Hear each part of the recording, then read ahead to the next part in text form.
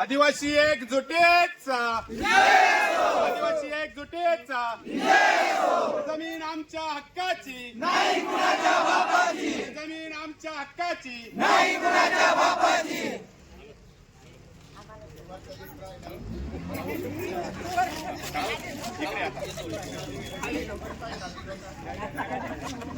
आज या ठिकाणी सौर प्लांट उभा करण्यासाठी करंजखेड गावामध्ये काही कॉन्ट्रॅक्टर MSCBचे अधिकारी पोलीस प्रशासनासह या ठिकाणी आले होते आणि मोजणी अधिकारी पण होते आणि ही जमीन मोजून या ठिकाणी सौर प्लांट उभा करण्याचा प्रयत्न त्यांचा चालू होता. मी सर्व तालुक्यातील नव्हे तर नाशिक जिल्ह्यातील सर्व आदिवासी बांधवांना विनंती करतो की ज्या ज्या गायरान जमिनी आहेत या आपल्या हक्काच्या आहेत, ह्या सौर प्लांट या अदानीच्या ताब्यात देऊ नका, नाहीतर आपल्याला साधं घर बांधायला सुद्धा जागा राहणार नाही. जर त्यांनी हे सगळं अक्वायर केलं तर हजारो हेक्टर जमीन या ठिकाणी अदानीच्या ताब्यात निघून जाईल आणि आपल्याला या ठिकाणी साधं स्मशानभूमी असेल, शाळा असेल, ग्रामपंचायत असेल, मुलांना खेळण्याचं ग्राउंड असेल, वेगवेगळ्या पद्धतीचं या ठिकाणी ॲक्टिव्हिटीज करायला जागा शिल्लक राहणार नाही.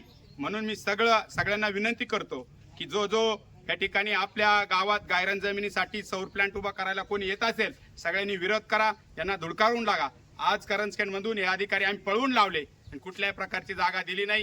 या ठिकाणी मी सगळ्यांना आवाहन करतो, विनंती करतो की आपल्या सगळ्या महाराष्ट्रातील 25 आमदार असतील, 4 खासदार असतील, हे झोपलेत का? एवढा आदिवासीवर अन्याय होतो, मग हे काय नुसते मत मागायला आमच्याकडे येतात का? मग हे त्यांचं काम नाही का? आमच्या जमिनी जर जात असतील तर हा अन्याय आम्ही सहन करणार नाही.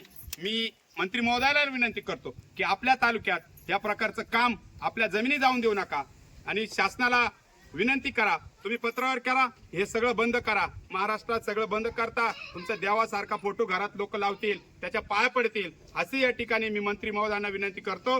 आणि कुठल्याही प्रकारचे आपली जागा जाऊन देऊ नका आणि सगळ्यांना आवाहन करतो की थोड्याच दिवसात एक मोठं जन आंदोलन उभं करू आणि या सगळ्या अदानीच्या लोकांना हे भाड्याचे तट्टू जे आलेत त्यांना हुडकावून लावू आणि आपला एक सगळ्यांच्या एकजुटीने असा विजय होईल, असं या ठिकाणी मी सगळ्यांना आवाहन करतो.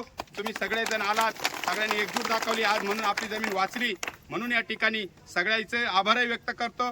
खास करून सगळे जे शहाणी मंडळी आहेत, म्हातारी मंडळी, यांनी पण या ठिकाणी चांगल्या प्रकारच्या अधिकाऱ्यांना प्रत्युत्तर केलं. त्यांचंही मी या ठिकाणी 80 85 वय आहे आणि तरी सुद्धा ग्रामसभेला पारंपरिक ग्रामसभा झाली, त्याला हाजरी लावून या अधिकाऱ्यांना हुसकावून लावलं. तसेच ह्या माता भगिनी आहेत, मावशी आहेत, 70-75 वयाच्या एवढे जुनी लोक या ठिकाणी, त्यांना कळतं की आपल्या पिढीला जमीन वाचल्या पाहिजे. जर ही जमिनी गेल्या तर कुठल्याही प्रकारचं काम या ठिकाणी म्हणजे काहीच जमीन राहणार नाही. म्हणून मी सगळ्यांना पुन्हा एकदा आवाहन करतो, कुठल्याही प्रकारच्या अधिकाऱ्यांनी सौर प्लांट आपल्या गायरानावर उभं करत असाल तर आम्हाला तात्काळ कॉल करा, आम्ही त्या ठिकाणी उभं राहू आणि आपल्या जमिनी वाचू, एवढंच सांगतो. जय आदिवासी, जय भीम, जय शिवराय.